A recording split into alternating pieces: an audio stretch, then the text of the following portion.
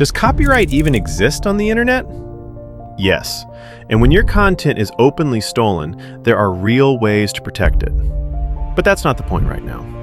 What if I told you that stolen content isn't just a financial loss, but also a potential security threat? Scammers create fake accounts using your data, trick your followers and friends into sending money or giving up access. They can also spread misinformation, which quickly turns into a serious reputational hit. Second, once your personal materials are stolen, criminals may start blackmailing you. That's no longer just theft, it's extortion, and a major source of stress for the creator.